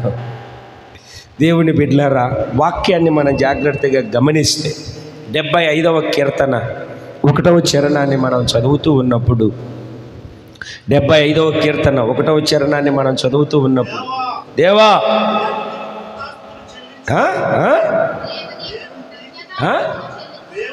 మేము నీకు కృతజ్ఞతాస్తుతులు చెల్లించుచున్నాం. ఎందుకు? వై? నీవు సమీపముగా. ఎలా ఉన్నాడు ఆయన సమీపముగా? దేవా మేము నీకు కృతజ్ఞతాస్తుతులు చెల్లించుచున్నాము. నీ నామము సమీపముగా ఉన్నదని నీకు కృతజ్ఞతాస్తుతులు చెల్లిస్తున్నాము. ఒక్కసారి తలలు పైకెత్తండి. ఎలా ఆయన సమీపముగా ఉన్నాడంటే, ఇక్కడేమని ప్రార్థన చేస్తాం? ఇక్కడ మందిరంలో ఏమని ప్రార్థన చేస్తాం? ప్రభువా, నేను ఇబ్బందితో ఉన్నాను, బాధతో ఉన్నాను, కృపతో జ్ఞాపకం చేసుకో, యేసు నామములో. ఇంటికి వెళ్తే ప్రార్థన మారచ్చు, సమస్య మారచ్చు, నామం మాత్రం అంతేనా? ఈ భీమవరం వెళ్తే సమస్య మారచ్చు, ప్రాంతం మారచ్చు, నామము. అమెరికాకి వెళ్ళినా ల్యాండ్ మార్క్ ఏదైనా నామము మాత్రము స్థిరంగా ఉంటుంది. ఆయన నామము సమీపముగా ఉండే నామము, పిలిస్తే పలికే నామము, గొప్ప కార్యాలు జరిగించే నామము, ఉన్నతమైన నామము యేసు నామము. ఆ నామమును బట్టి మనము ప్రార్థన చేస్తూ ఉన్నాము. ప్రతి అక్కరలో అవసరతలు దేవుడు తీర్చబోతూ ఉన్నాడు. హల్లెలూయా. సమస్య ఎలాంటిదైనా, ప్రశ్న ఎలాంటిదైనా ఒకే ఒక జవాబు, యేసు నామములోనే మనకు పరిష్కారము కలుగుతుంది. అందుకే ఆయన సమీపముగా ఉన్నాడు గనక ఆయన నామస్మరణ చేస్తూ, ఆయన నామము జపము చేస్తూ మనం ఎప్పుడు దేవుని స్తుతిస్తూ గణపరుస్తూ దేవుని సన్నిధిలో మనం ముందుకు సాగుతూ ఉండాలి. మొదట దేవుని స్తుతించాలి, దేవుని నామాన్ని గణపరచాలి, తర్వాత నీ సమస్యను నువ్వు చెప్పుకోగలగాలి. అప్పుడు దేవుడు నీ ప్రార్థనకు ప్రతిఫలాన్ని కలగజేస్తాడు. దేవునికి స్తోత్రం కలుగునుగా. 4వ విషయాన్ని చెప్తాను, చెప్పి ముగిస్తాను. 4వ విషయాన్ని అదే ఫిలిప్పీలకు రాసిన పత్రిక 4వ అధ్యాయము 6వ వాక్యంలో, దేనిని గూర్చి చింతపడకుడి, దేనిని గూర్చి చింతపడద్దు. అసలు చింతించడమే నువ్వు విడిచిపెట్టేయాలి. చింతించడం అన్నదే నీ నోటిఫికేషన్లో, నీ డైరీలో, నీ జీవితంలో, నీ వ్యక్తిగత అనుభవంలో, ఆధ్యాత్మికమైన జీవితంలో కనబడకూడదు. మా ఊర్లో ఒక సామెత ఉంది, చింతలేనోడు సంతలో కూడా చల్లగా నిద్రపోతాడంట. దేవుని బిడ్డలారా, నేనేం చెప్తాను అంటే, మీరు ఏ విషయంలో చింతించొద్దు. ఎందుకంటే మీ చింతలన్నీ ఆయన తీర్చి ఒక ఉన్నతమైన ఆశీర్వాదాన్ని కలగజేస్తాడు. ఇప్పుడు చింత ఎప్పుడు వస్తుంది? మనకు అవసరమైనది మన దగ్గర లేకపోతే దానిని బట్టి మనకు చింత కలుగుతుంది. అయితే మన దగ్గర లేనిది ప్రభు ద్వారా ఎలా పొందుకోవాలి అని అంటే, మనము చింతించింది, మనకు కావలసింది ప్రార్థన విజ్ఞాపన పూర్వకముగా మన చింత యావత్తు ఆయన మీద వేయగలగాలి. పేతురు రాసిన మొదటి పత్రిక 5వ అధ్యాయము 7వ వాక్యం చదవండి ఒకసారి. పేతురు రాసిన మొదటి పత్రిక 5వ అధ్యాయము 7వ వాక్యం గట్టిగా, మిమ్మును గూర్చి చింతించుచున్నాడు. ఏంటండి? గనుక మీ చింత యావత్తు, మరలా ఒకసారి, ఆయన మిమ్మును గూర్చి లక్ష్య పెట్టుచున్నాడు గనుక మీ చింత యావత్తు. ఆయన ఏం చేస్తున్నాడు? మనలను నిర్లక్ష్యం చేస్తున్నాడా? మనం నిర్లక్ష్యం చేయొచ్చు, కానీ ఆయన ఎప్పుడు మనలను నిర్లక్ష్యము కానీ అలక్ష్యము కానీ పొరపాటును కూడా చేసే దేవుడు కాదు ఆయన. మీ చింత యావత్తు ఎవరి మీద వేయాలి? ఒకసారి తలల పైకి ఎత్తండి. నేను మిమ్మల్ని హైదరాబాదుకు తీసుకెళ్ళాలి అని అనుకోండి. నేను మిమ్మల్ని పిలుస్తాను. పిలిచినప్పుడు మీ దగ్గర ఏమి లేదు, వస్తారా రారా? దేవునికి స్తోత్రం. వస్తారా రారా? వస్తారు. మీ దగ్గర ఏమి లేదు. ఎట్లా వస్తారు? ఏ రకంగా వస్తారు? పాస్టర్ గారు పిలిచారు, పిలిచాడు. వినండి కొంచెం వినండి, మీరు తర్వాత మాట్లాడతారు. అడిగినప్పుడు చెప్పండి చక్కగా సమాధానం. పిలిచాడు పాస్టర్ గారు, నేను వెళ్తున్నాను అని శుభ్రంగా వచ్చేటప్పుడు ఓ జత బట్టలు తెచ్చుకోనా? తెచ్చుకో, కూర్చోడు. ఎట్లా వస్తావు? పాస్టర్ గారు పిలిచాడు, నేను వెళ్తున్నాను. ఛార్జీకి ఉందా నాకు? మధ్యలో ఆకలేస్తే తినడానికి ఉందా నాకు? వర్షం వస్తే తడుస్తానా నేను? దోమలు కొడతాయా నాకు? ఇవన్నీ బేరాలు ఆడుకుంటావా? పాస్టర్ గారు పిలిచాడు, పిలిచిన వాడు ఛార్జీ పెట్టలేడా? ఛార్జీ పెట్టినవాడు కడుపుకు అన్నం పెట్టలేడా? అన్నం పెట్టినవాడు కాస్త నివాసం చేయడానికి స్థలము చూపించలేడా? అని ఏం చేస్తాం మనం? చెప్పరేంటండి? ఏం చేస్తాం? బయలుదేరేసి వస్తారు. అంటే మీరు ఏం చేస్తారు అని అంటే, మీకున్న ప్రతి లోటును అర్థమవుతుంది అని, నేను తీసుకెళ్తున్నాను కనుక ఆ భారము నా మీద వెయ్యాలి, తప్పదు. నా మీదనే హైదరాబాదుకు రమ్మంటే నా మీదనే అంత భారం వేస్తున్నారే, మరి పరలోకానికి పిలిచిన ప్రభువు మీద ఇంకెంత భారం వేయాలి మీరు? చేస్తాడో చేయడో, ఇస్తాడో ఇవ్వడో, జరుగుతుందో జరగదో, అవుతుందో అవ్వదో, ఏమి బాధపడద్దు. మీకు ఏది కావాలన్నా, ఏది అవసరమైనా ప్రభువుని అడగండి. మీ చింత ఏదైనా, ఇల్లు లేదా? కట్టు ప్రభువా. ఆర్థిక వనరులు లేవా? అయ్యా నాకు ఆర్థికమైన సహాయాన్ని దయచేయ్యా. విశ్వాసం అండి, అంతే. ఓ తల్లి పిల్లలకు 2 రోజులైన అన్నం పెట్టలేదా మమ్మీ అని ఏడుస్తున్నాడు. వస్తుంది, ఎవరిని అడుక్కోలేదు కదా. ప్రభు చెప్పాడంట, పలాని బేకరీ దగ్గరికి వెళ్ళని. ఆ బేకరీ దగ్గరికి వెళ్ళి, అయ్యా నా పిల్లలు ఆకలితో ఉన్నారు, ఒక 2 రొట్టెలు అప్పు అయ్యా. అప్పు ఎట్లా ఇస్తానమ్మా, నేనే ఇవ్వను. అయ్యా ప్రార్థన చేశాను రాత్రి, కొంచెం మీ అంగడిని చూపించాడు, మీ దగ్గరికి వెళ్ళమన్నాడు, ఇవ్వయ్యా అంటే ఆయన అన్నాడంట, నువ్వేం ప్రార్థన చేసావు నాకేం తెలుసు, ఒక పేపర్ మీద రాసుకొని రాపో. ఆ పేపర్కు ఎంత వెయిట్ ఉంటే అంత బండిస్తాను అన్నాడంట. పేపర్ ఎంత వెయిట్ ఉంటుందండి? పేపరు ప్రార్థన రాసామనుకో, పేపర్లో ఎంత వెయిట్ ఉంటుంది పేపర్? ఆమె ఇంటికి వెళ్ళి ఆమె దేవుని ఏమడిగిందో, ఏం చెప్పిందో 2 వైపుల పేపర్ని రాసుకున్న చెయ్య, ఇదిగో అయ్యా నాకు వద్దులే, ఆ కాటా మీద పెట్టు.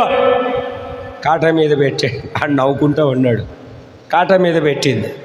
ఒకటే విశ్వాసం, ప్రార్థన చేసాను, దేవుడు కార్యం చేయబోతున్నాడు. ఆడనుకున్నాడు, ముందు తుంచేసాడు ఒక చిన్న ముక్క, తోగలేదు. ఒక బెడ్ వేసాడు, తోగలేదు. డజను బ్రెడ్లు దాంట్లో వేసినా కూడా కాటా పైకి రావట్లేదంట.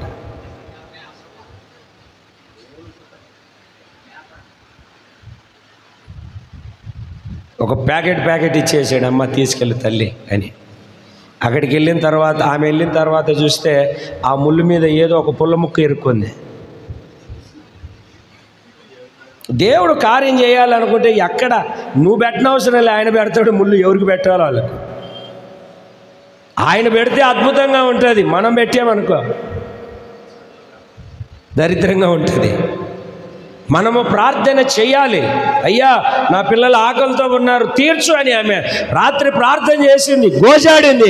తెల్లవారి వెళ్ళి అక్కడ అడిగితే అవమానం ఎదురైంది, అయినా అవమానాన్ని నిర్లక్ష్యం చేసింది. ప్రభువు కార్యమును అనుభవించడానికి నిలబడింది. నిజ దేవుని యొక్క రక్షణ కనులారా చూడగలిగింది.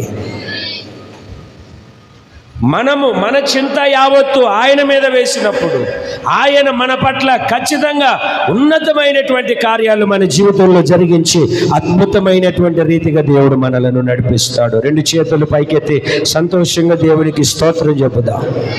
హల్లెలూయా, హల్లెలూయా. యేసు ప్రభు దోణిలో వెళ్తూ ఉన్నారు శిష్యులతో కూడా. దోణిలో వెళ్తూ ఉన్నాడు యేసు ప్రభు శిష్యులతో కూడా. దోణిలో వెళ్తూ ఉంటే వీళ్ళ మాట్లాడుకోవడాలు వీళ్ళకి ఎక్కువైపోయింది. వీళ్ళు మాట్లాడుకోవడాలు వీళ్ళకి ఎక్కువైపోయింది. యేసు ప్రభువును వదిలేశారు. అప్పుడు ఆయన ఏం చేస్తాడు? అలాగా అమరం మీద తల వాల్చుకొని అలాగ కాస్త కునుకు తీసేది. ఈ లోపల ఆ సముద్రం మీద గాలి తుఫాను వచ్చేది. గాలి తుఫాను వచ్చి అలల చేత కొట్టబడుతుంది. అద్దోనే యేసుప్రభు దగ్గరికి, యేసు ప్రభువా మేము నశించిపోతున్నాం, నీకు చింత లేదా? ఏం లేదు, చింత లేదా? ఆయన ఎక్కడ తలవాల్చి పడుకున్నాడంటే అమరం మీద. ఒకవేళ మునిగితే మొదట అమరమే మునగాలి. అంటే దేవుడు ఎక్కడున్నాడో తెలుసా? నువ్వు ఆయన్ను పట్టించుకోకపోయినా, ఆయన గురించి నువ్వు విచారణ చేయకపోయినా ఆయన ఎక్కడున్నాడో తెలుసా? నీకు ఎక్కడైతే ప్రమాదం వస్తుందో అక్కడ ముందు ఆయన ఉండే దేవుడు. వచ్చిపోయిన తర్వాత చూసుకుంటానులే అనేవాడు కాదు. ఆ ప్రమాదం, ఆ విపత్తు నీకు రాకముందే నీ ముందు నిలిచి ఆ ప్రతి ప్రమాదంలో నుండి విడిపించి చింత యావత్తు కొట్టివేసి ఒక ఉన్నతమైన సహాయాన్ని చేయగలిగిన దేవుడు. చేతులు పైకెత్తి సంతోషంగా, 2 చేతులు పైకెత్తి ఆనందంగా దేవునికి స్తోత్రం చెబుదాం. ప్రభువు సమీపముగా ఉన్నాడు. చెప్పండి, గట్టిగా చెప్పండి. మీ పక్క వాళ్ళతో చెప్పండి. పోయి ఇటు పిలిచి చెప్పండి. పిలిచండి, ఆయన పిలిచి చెప్పు, ఆయన పిలిచి చెప్పు. నువ్వు పిలు, ఈ పిల్లని పిలు, చెప్పు. కుర్చీలో మీరు చెప్పరా? నేను చూడలేదు కదా.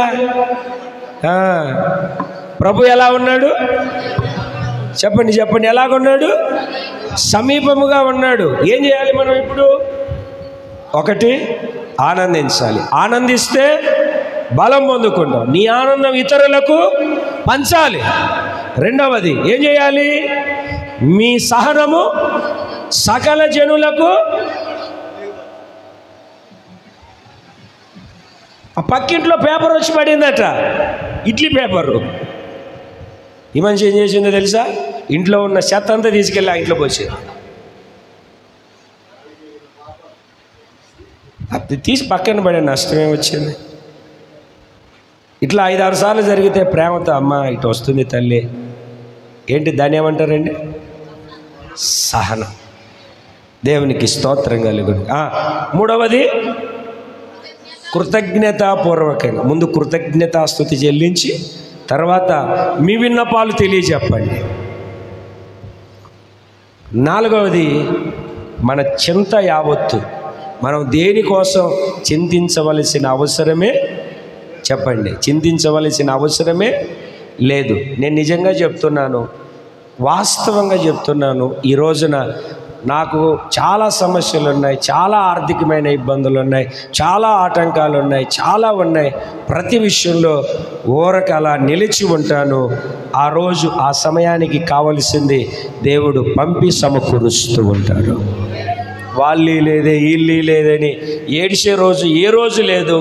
అవసరమైతే ఆయన పాదాలు పట్టుకుంటాను, ఉపవాసం ఉంటాను, ప్రార్థన చేస్తాను. దేహి అని దోషులకి ఎవరిని ఇంతవరకు అడుక్కోలేదు. ఒకవేళ ఏదైనా అడిగితే పరిచర్య కోసం ఏదైనా ఇట్లా మీరు కాస్త సహకరించండి అని నేను మరలా అప్పు తీరుస్తానని చెప్తానే తప్ప నేను బతకాలి, బట్ట కట్టాలి, నాకు కావాలని ఏ రోజు అడగను. నా ప్రతి అవసరాలన్నీ దేవుడు తీరుస్తూ ఉన్నాడు. నేను చింతపడను. నన్ను ఒక సంఘం వదిలేసినప్పుడు ఏమిటండి, మేము లేకపోతే ఎలా బ్రతుకుతారు అని ఊరంతా తిరిగేసి ఎలుగెత్తి చాటి చెప్పినా నేను భయపడలేదు. లక్షల రూపాయలు కరిగిపోయినా నేను భయపడలేదు.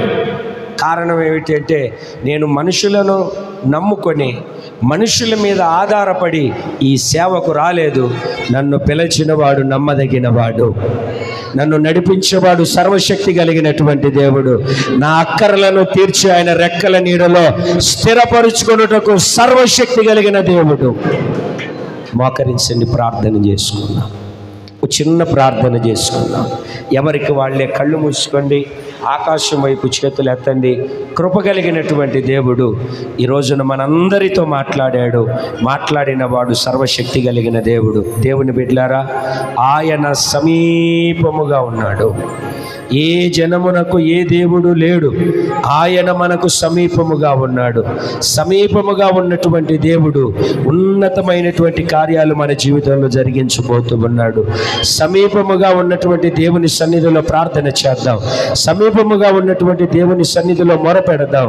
కాస్త కరుణామయుని వైపు కరములు చాచి, అయ్యా నా పరిస్థితి ఇది, నా స్థితి ఇది, ఈ వేదనతో ఉన్నాను, ఈ కలవరంతో ఉన్నాను, ఈ ఇబ్బందితో ఉన్నాను, ఒక్కసారి నన్ను జ్ఞాపకం చేసుకోయ్యా, ఒక్కసారి నన్ను దర్శించయ్యా, ఒక్కసారి నన్ను బలపరచయ్యా అని అందరం చేతులెత్తి పెదవిప్పి నోరారా దేవుని అడుగుదామా?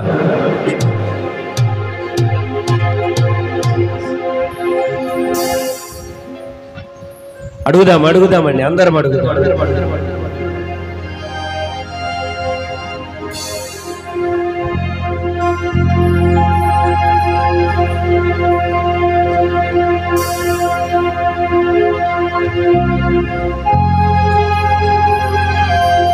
నా ఆకరలు తీర్చినావా, నీ రెక్కల నీడకు చేర్చినావా,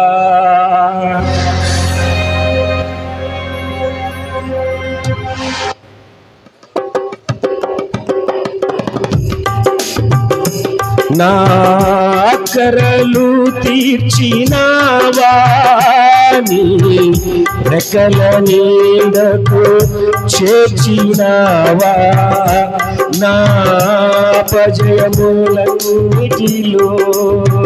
యెహోవా నీవై నాకు జయధ్వజమైతివా,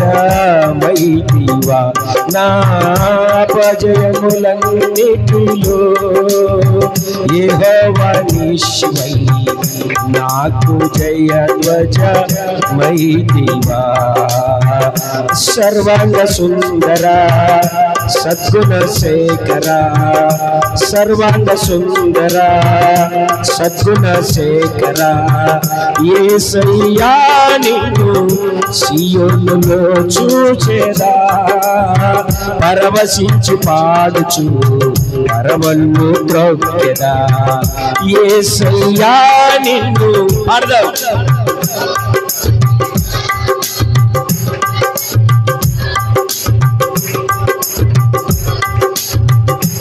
నా ప్రార్థన ఆలకించువాడా, నా కన్నీరు తుడుచువాడా, నా ప్రార్థన ఆలకించువాడా, నా కన్నీరు తుడుచువాడా, నా శోధనలన్నిటిలో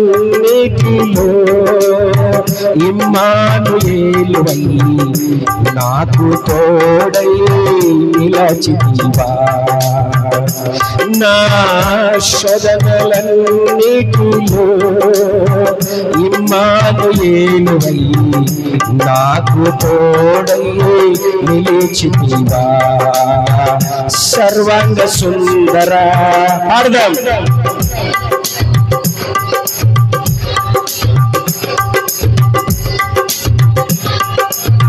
పరవశించి పాడుచు పరవళ్ళు త్రొక్కెదా, పరవశించి పాడుచు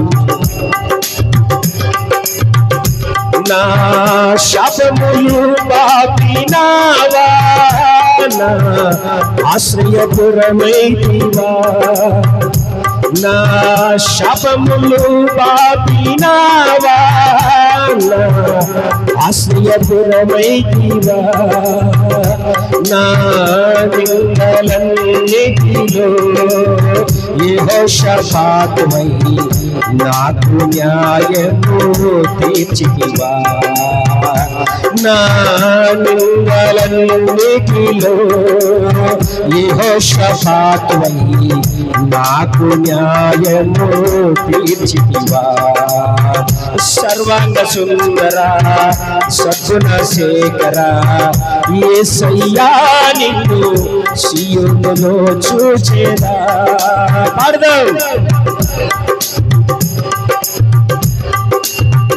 యేసయ్యా నిన్ను సీయోనులో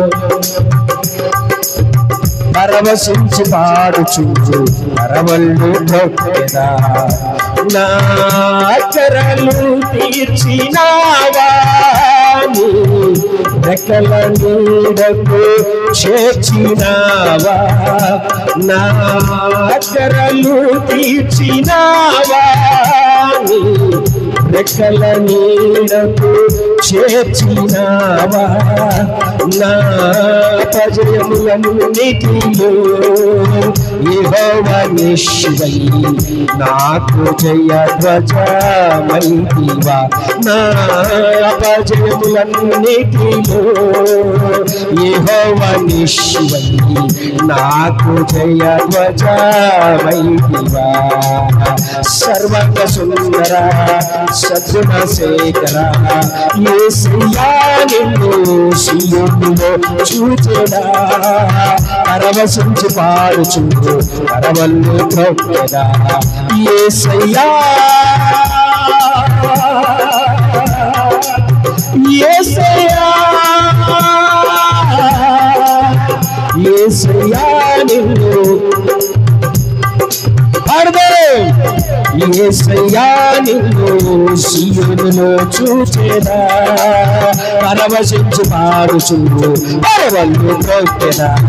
యేసయ్యా నిన్ను సీయోనులో చూచెదా, పరవశించి పాడుచుండు పరవళ్ళు త్రొక్కెదా. యేసయ్యా నిన్ను సీయోనులో చూచెదా, పరవశించి పాడుచుండు పరవళ్ళు త్రొక్కెదా, పరవశించి పాడుచుండు పరవళ్ళు త్రొక్కెదా, పరవశించి పాడుచుండు పరవళ్ళు త్రొక్కెదా. యేసయ్యా యేసయ్యా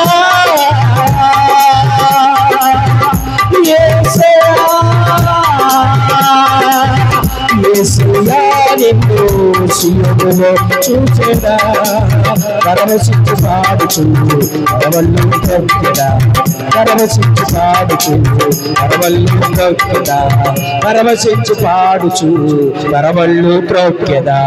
యేసయ్యా నీ పాదాల చెంత నా శిరస్సు వంచెదా, నీవే నాకని నేనే నీకని నాకై విజ్ఞాపన చేయుచున్నావని. యేసయ్యా నిన్ను సీయోనులో చూచెదా, పరవశించి పాడుచు పరవళ్ళు త్రొక్కెదా, పరవశించి పాడుచు. చప్పట్లు కొడుతూ అందరూ అందరూ అందరూ చప్పట్లు కొడుతూ పరవశించి పాడుచు బిగ్గరగా కొట్టాలి, గట్టిగా చప్పట్లు కొట్టి. యేసయ్యా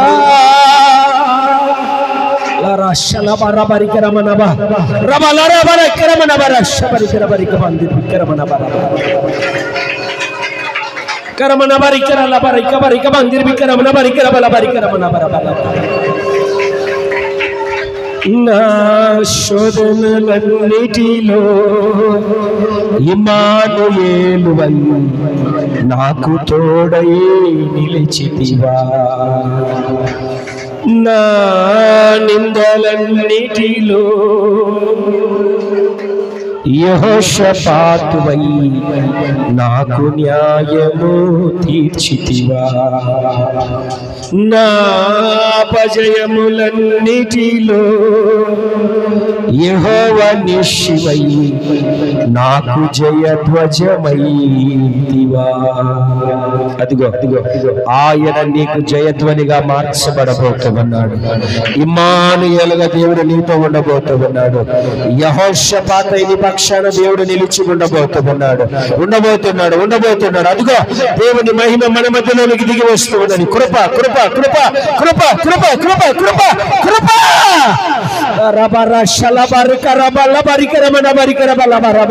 అందరూ ఒకసారి రెండు చేతులతో చప్పట్లు కొడుతూ నోరారా దేవునికి స్తోత్రాలు చెల్లిద్దాం. అదిగో అదిగో అదిగో అదిగో అదిగో దేవుని శక్తి.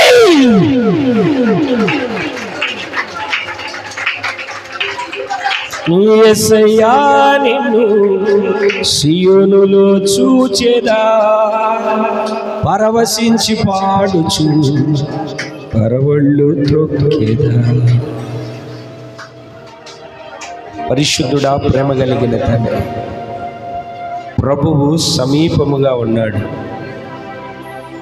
నువ్వుండు స్థలములో మేముండునట్లుగా మమ్మల్ని తీసుకొని వెళ్ళడానికి రానయ్యున్న సమీపముగా ఉన్నవాడా మీకు స్తోత్రం. మేము ఎలా ఉండాలో మాకు నేర్పించారు. మీరు సమీపముగా ఉన్న ఈ గడియలో ప్రతి విషయంలో ఆనందించాలి. ఆనందిస్తే బలం పొందుకుంటాము. పర్ణశాల పండగలలో వాళ్ళు ఆనందించినట్లుగా మేము పరదేశులము, యాత్రికులమని కలిగిన వాటితో సంతృప్తి చెంది ఆనందించి జీవితాన్ని కలగజేయండి. పశువు వధించబడింది, భక్షించాలి. మధురమైన దానిని పానము చేయాలి. వచ్చే ఆదివారం ప్రభు బల్లారాధనలో మేము చేయబోతున్న ఈ కార్యం కొరకై నేడే మీరు మాతో మాట్లాడి మధురమైన వాటిలో మేము పాలు పంపులు పొంది దుఃఖించకుండా ఆనందించి బలము పొందుకొనున్నట్లుగా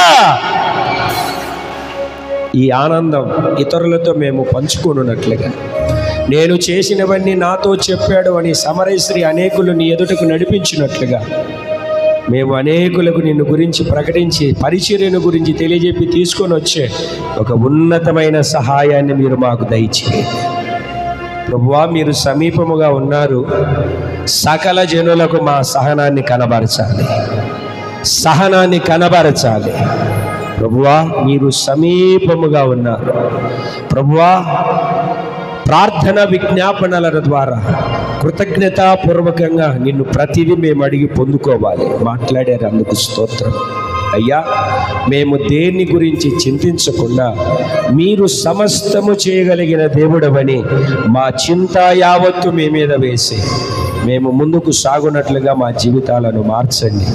ఆశీర్వాదము, నెమ్మది, స్వస్థత మీ బిడ్డలకు దయచేయండి. ఇదిగో ఇక్కడున్న మీ బిడ్డలను ఒక్కొక్కరిని పేరు పేరున ఆశీర్వదించండి. మీ బిడ్డల చేతి పనులను దయచేయండి. చేతి పనులను మీరు ఆశీర్వదించమని ప్రార్థన చేస్తూ ఉన్నాను. రెట్టింపు దీవెన దయచేయమని ప్రార్థన చేస్తూ ఉన్నాను. మీ బిడ్డలను ఆస్తికి కర్తలుగా మార్చండి. నిధులను నింపండి. చేతుల కష్టార్జితాన్ని, చేతుల పనులను దీవించండి. మీ సమృద్ధి అయిన దీవెన మీ బిడ్డలకు కలుగునుగాక. చాలా మంది బలహీనతల చేత బాధపడుతున్నారు. ప్రతి బలహీనత యేసు నామములో శరీరములను విడిచిపోవునుగాక. యేసు నామములో ఇప్పుడే మీ మాటను పంపినందుకు ఈ స్తోత్రం. అలాగే అప్పుల చేత బాధపడుతున్న మీ బిడ్డలు ఉన్నారు. ప్రతి ఒక్కరి అప్పు తీర్చివేయబడునుగాక, తీర్చివేయబడునుగాక. గొప్ప కార్యం మీ బిడ్డల జీవితాలలో జరిగించమని ప్రార్థన చేస్తూ ఉన్నాను. అలాగే ప్రభువా, మీ బిడ్డలు ఉద్యోగాలు చేస్తున్నారు, పనులను దయచేయండి. మరి ముఖ్యంగా మా మధ్యలో ఉన్న మీ బిడ్డలు జాన్ డేవిడ్, ప్రేమకుమారి వారిని జ్ఞాపకం చేసుకొని చక్కటి గర్భఫలాన్ని మీరు ఇస్తున్నారు, అందుకు స్తోత్రమని ఆయన. వారి పట్ల మీరు గొప్ప కార్యాలు జరిగించి సకల జనుల ఎదుట నీ నామానికి మహిమ తెచ్చుకోబోతున్నారు, అందుకు స్తోత్రం. గొప్ప కార్యాన్ని మీ బిడ్డల జీవితాలలో జరిగించండి ప్రభువా. ఎంతమంది అయితే ఏ అవసరతను బట్టి వచ్చారో చేతులెత్తి నా ప్రార్థనతో ఏకీభవిస్తున్నారో వారి అవసరతలన్నీ తీర్చబడునుగాక.